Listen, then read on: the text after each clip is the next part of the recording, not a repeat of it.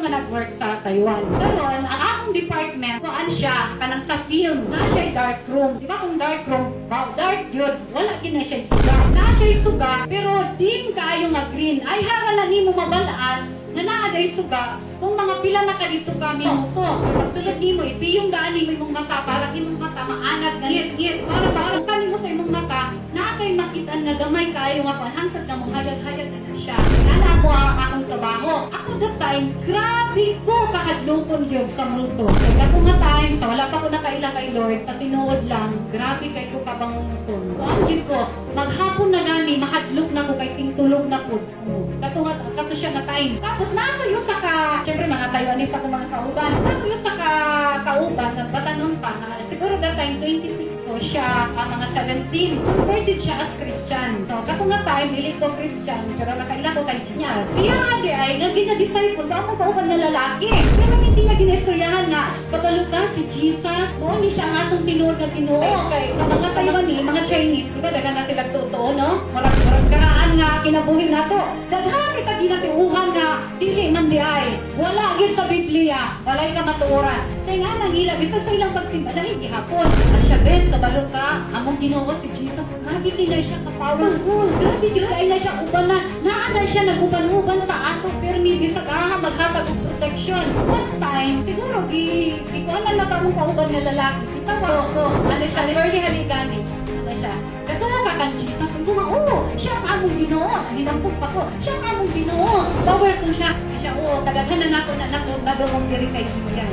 Nagwanto to siya, batanon. Di ba tinuod akong giingon sa imo nga, ang si Jesus powerful siya, ang Ginoo siya ang tagya sa atong kinabuhi. Ano siya, okay, sige. Motor ko, naka na inyong Jesus, tinuod na siya magamhanan o kauban-uban sa inyo. Kung masulod mo sa dark room nga kamo lang, walay kauban. Kasi tinuod lang, dili kaming duha, mga kalawan kayo. Dili kami masulod dito, kung wala kami kauban. Kinahanglan mag-uban yun ni. Ano yung uban? Ayaw lang ang kinana. Talagang lang. Ano siya, dili. Ipakita ninyo, powerful mang kagawa ko man mang kakawa nga nila, di ninyo nakita. Hangyo kami, ayaw lang sila anak. Daghan ang mga ko yung mga na-prove mo mga tinuod si Jesus.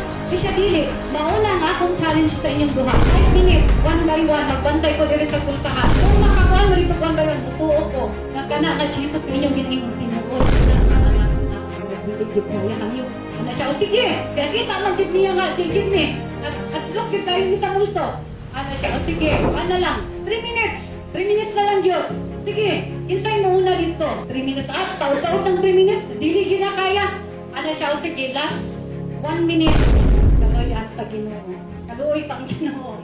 Bisag ko sa amo, wala yun nakaprove. Nga tinuod si Lord. Mauto, pila katong nakristohanon ako. Pila to katuig nga ginahunting ko ato nga panghitabo. Kinakaingon ko, Lord, kung nakaila pala, tanan tao nakaila kay Jesus, pero dili tanan na sinati kung unsa siya kamaayo sa atong kinabuhi. Nakaila kay Jesus, pero walay relasyon. Tingana ko sa una.